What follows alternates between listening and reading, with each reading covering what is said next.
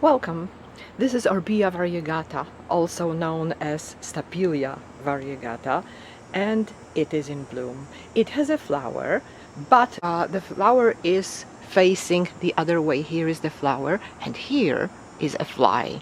This plant smells like rotting meat. This plant is attracting flies because flies are the pollinators of this flower. So this fly is not sitting on the flower itself, but it is sitting on the plant. Well, not anymore.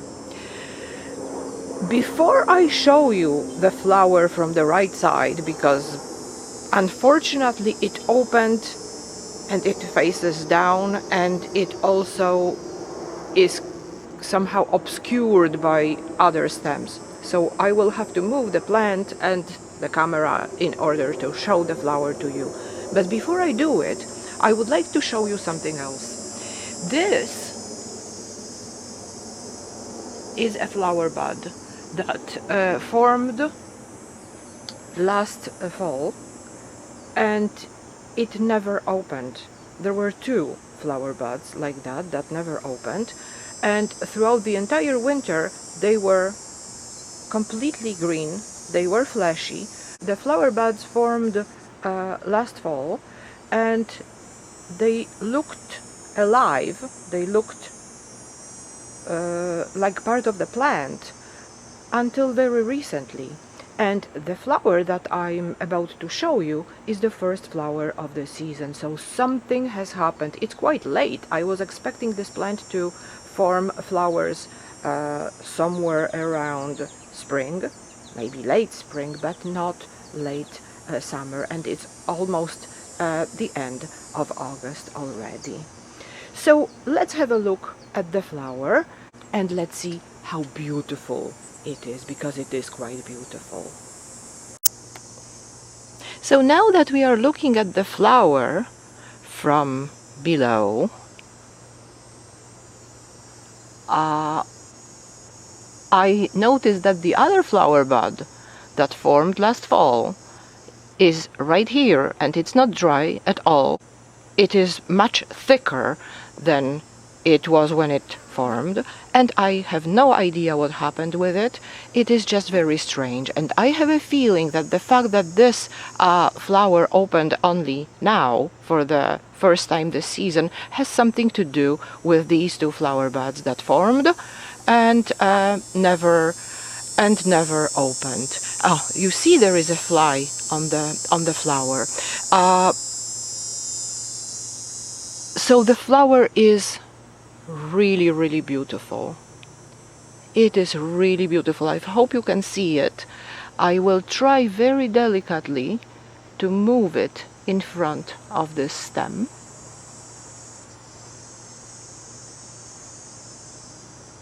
Well, I don't want to damage it. I don't want to damage the flower. These plants are pollinated by flies, and they are very difficult to pollinate artificially, because somehow flies can do certain things that a human hand carrying a brush cannot. However, it is possible to have seeds from these plants. I used to have a fruit from this plant, but many years ago. And I hope one day I will have seeds again, and then I will be able to show them to you, to show the seeds and the fruit and how it develops. Let me be a little bit less gentle with this flower. Maybe I will be able to show it to you. Can you see how beautiful it is? It's absolutely amazing. The way I keep this plant for it to bloom for me is I keep it inside all year. Right now we are on my deck, but I only took this plant outside to make this video, to have a better light and to have a better access to the flower. But I keep it inside all year round, and I water it all year round as well.